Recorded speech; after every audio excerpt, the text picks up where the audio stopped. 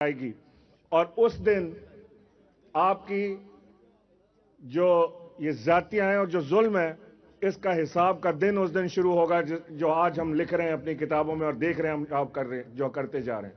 تو ابھی بھی آپ کے پاس وقت ہے, آخری موقع ہے آپ کے پاس کہ آپ یہ ظلم بند کریں, لوگوں کے ساتھ اچھا سلوک کریں, لوگوں کی خدمت کریں. اور اس میں ہمارے ادارے ہیسکو کو بھی کہتا ہوں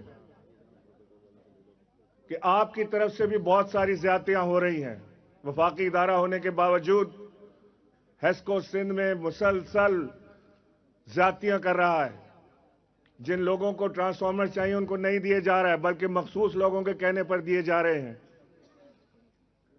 میں حماد اظہر صاحب جو ہمارے وفاقی وزیر ہیں توانائی کے, ان سے بھی گوش گزار کرتا ہوں کہ آپ اپنے ادارے کو, اس ادارے کے لوگوں کو ہدایت جاری کریں, کم بھی کریں کہ وہ بلا تفریق خدمت کریں.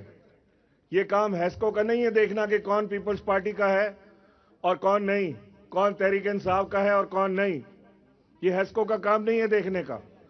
انہوں نے ٹرانسفارمر دینا ہے چاہے وہ پیپلز پارٹی کا ہو, چاہے وہ تحریک انصاف کا ہو یا وہ اور کسی جماعت کا تعلق رکھتا ہو.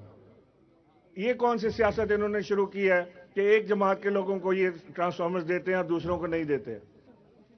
تو میں آج آپ سب کے سامنے یہ وعدہ کرتا ہوں کہ انشاءاللہ جب عمران خان صاحب سے ملاقات ہوگی تو سندھ کا مقدمہ میں ہمیشہ لڑتا ہوں, لیکن اس بار میرا بھائی مراد سعید بھی میرے ساتھ اس مقدمے میں شامل ہو گیا ہے, تو آپ کا مقدمہ انشاءاللہ بھرپور طریقے سے ہم لڑیں گے واپس جا کے. بہت مہربانی. پاکستان زندہ باد. P T I workers convention سے گورنر سندھ عمران اسماعیل خطاب کر رہے تھے. انہوں نے کہا